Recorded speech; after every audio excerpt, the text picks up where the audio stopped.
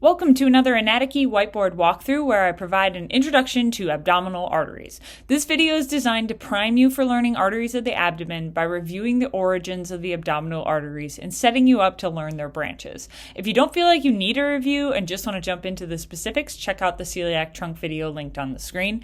Otherwise, let's get into it. First, let's do an overview so we know how these arteries we're about to talk about actually connect to the other arteries in our body. So we're going to do a small review very quickly just to make sure we know where we are.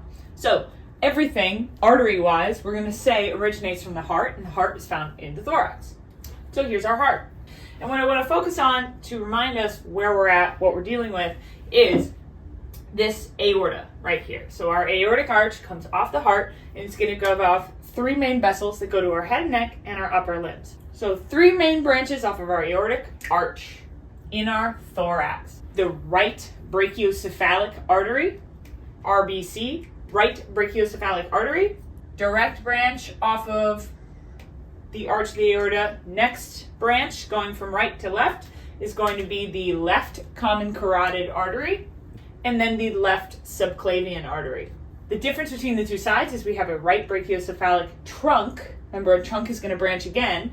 The right brachiocephalic trunk is going to give off your right subclavian and your right common carotid artery instead of them branching directly from the aortic arch. So we already know maybe we haven't had upper limb and back, but if we have, right subclavian becomes axillary, becomes brachial, is going to become our upper limb arteries. We're not focusing on that today. The common carotids go up into the head and neck and are going to split into external and internal carotid, provide some blood supply to the head and the neck. And then we're really focusing now on the aorta that was descending down after it arched. So we are following this aorta that is going behind the heart, so deep to the heart in the thorax, and then is going to enter into the abdomen. And we know I ate 10 eggs at noon means our aorta enters the diaphragm, or goes behind or through the diaphragm very posteriorly, very much on top of the vertebra, is going to enter into this abdomen at about T12. So this portion of our aorta is referred to as our abdominal aorta. And yes, I drew this person a little wonky to emphasize the abdominal portion of this individual. I wanted to make this part small, so that we could really focus on the abdomen. So our abdominal aorta is here. Up here was the thoracic aorta, descending, travels through the abdomen, splits into common iliac vessels that will send vessels into the pelvis and into the lower limbs if we're making a full picture. Common iliacs will have an internal branch and an external branch. Internal branch, external branch. This is how the blood flow goes. Our internal iliacs versus our external eyes. I for iliac. Internal iliacs will go into the pelvis, supply that area with all those organs. External iliacs will actually turn into your femoral arteries, and they're going to supply the lower limb. There are other branches that supply the lower limb as well, but we're going to keep it simple for now because we're not talking about upper limb or head and neck, and we're not talking about pelvis and lower limb. We are talking about the abdominal region. So this is our setup. Now we're going to talk about all the arteries that come off of this abdominal aorta. 6 main arteries branch off of the abdominal aorta. Let's list them first. We have our 1, celiac trunk, 2, superior mesenteric artery, 3, inferior mesenteric artery, 4, not involved in digestion. The first 3 are, but the 4th is not. The 4th goes to retroperitoneal structures.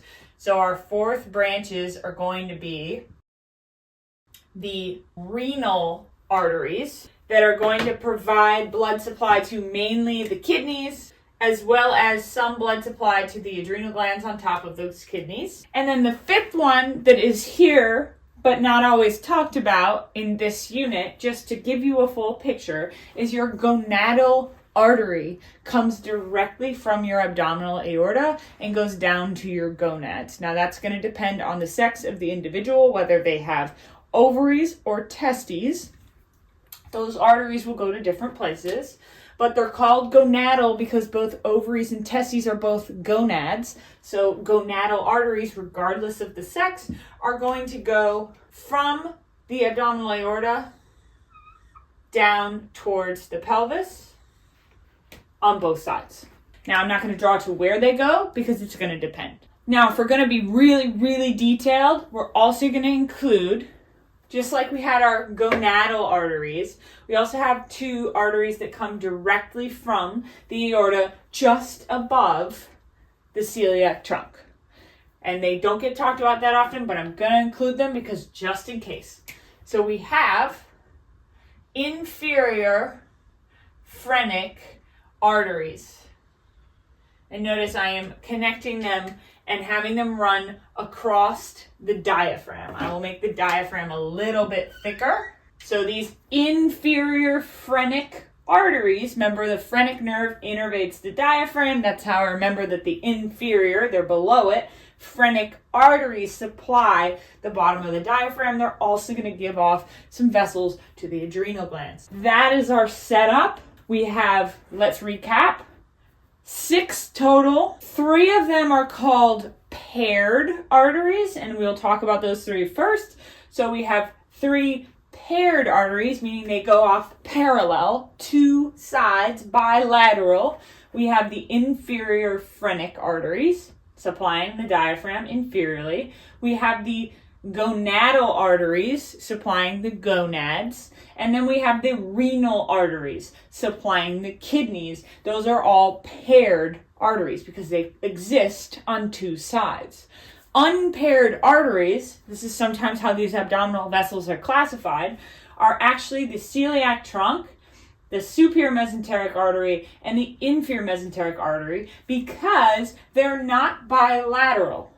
In fact, they're very much not equal.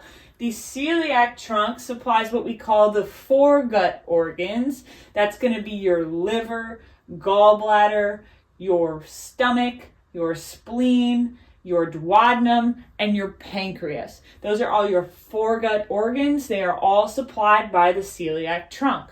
Superior mesenteric artery is going to supply your small intestine, both jejunum and ileum, and is then going to supply from the cecum of your colon, the appendix, the ascending colon, and the transverse colon to this left or splenic colic flexure where the colon makes a turn.